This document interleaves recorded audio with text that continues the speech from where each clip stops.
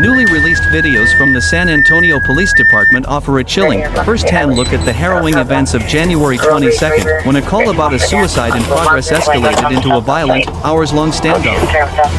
7 officers were shot during the encounter.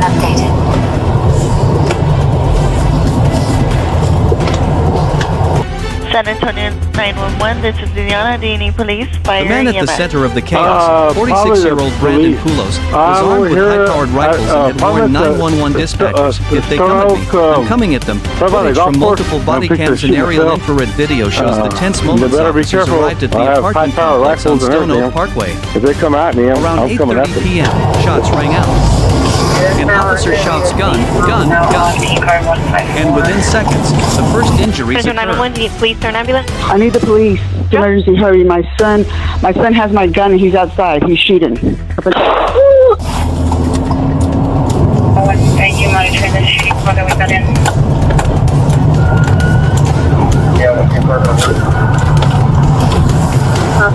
Your vehicle's facing that building. Was that the building in question, or it's going directly to your left? Should we stage? We need to get her out of here. No, directly ahead and to the left if you're marking on the bottom. I'll go. Okay, copy.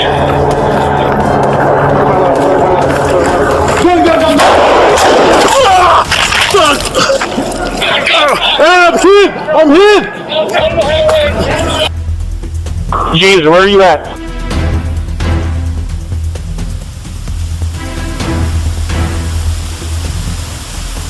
Ferguson, where are you at? We're at the building in front of his. We're by the southern corner. Eagle, he is in the back of that building pointing the gun at me. He's in the back. Here. You got a couple hits. The additional officers or the FP?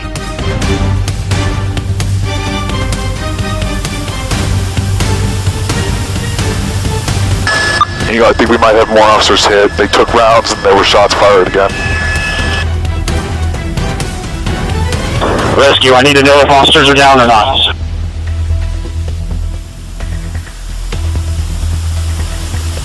As soon as you come in, it's going to be towards building 10. He's shooting outside the window. We got 2 officers shot. We need that armor in front of that window.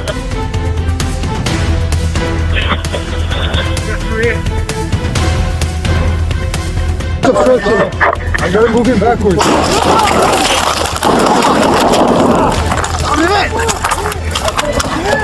I'm hit!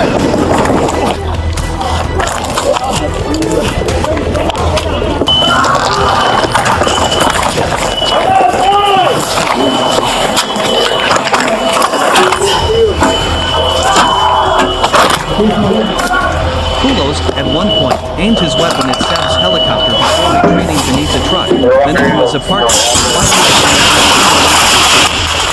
SWAT teams and dozens of backup units poured into the area.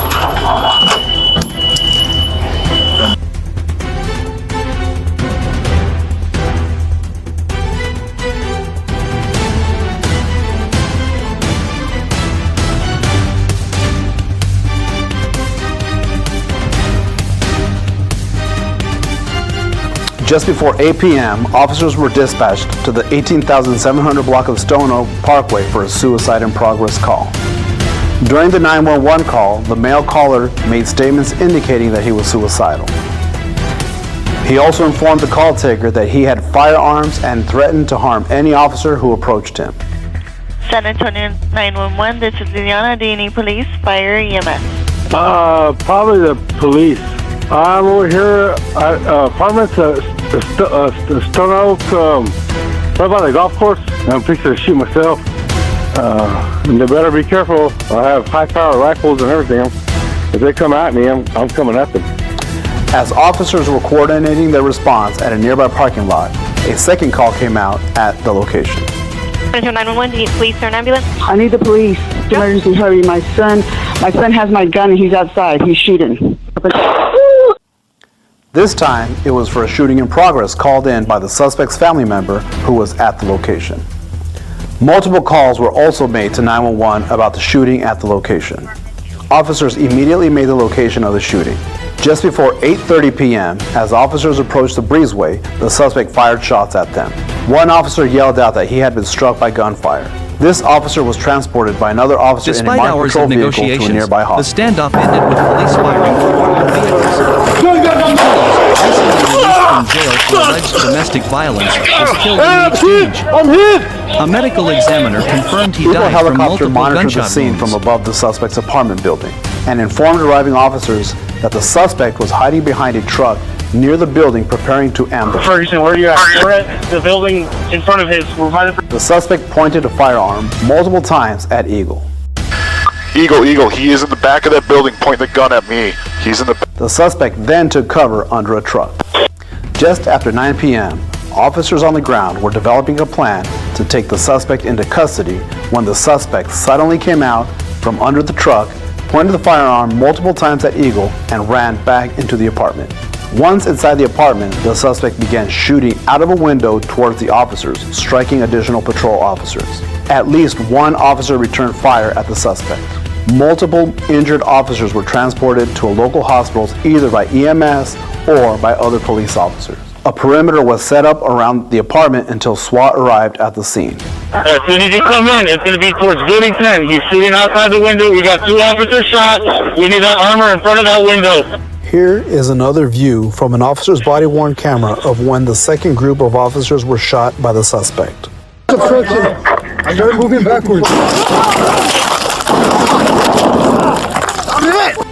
As SWAT officers arrived at the scene, the suspect opened fire at them from inside the apartment. No SWAT officers were injured during the gunfire exchange. SWAT officers inside armored vehicles attempted 7 injured different officers tactics to survived contact and the were suspect released for from the peaceful hospital. resolution. The After SAPD several also hours released of photos negotiation the and weapons various Poulos used in the unsuccessful assault, a techniques, snub-nosed SWAT handgun and a long officers gun. in elevated positions inside and outside of armored vehicles fired shots, striking the suspect. Throughout this incident, the suspect continued to fire at officers from inside his apartment. Because of the tactical positioning during the encounter, the SWAT body-worn cameras did not capture the moment when the suspect was shot. These are some of the firearms recovered at the scene that the suspect is believed to have used to shoot at officers. The suspect, identified as 46-year-old Brandon Poulos, was pronounced deceased at the scene. During the initial investigation, it was determined that Poulos had a self-inflicted superficial laceration across his neck. A total of 7 officers sustained non-life-threatening injuries. No bystanders were injured during this incident. As of today, all 7 officers have been released from the hospital and are expected to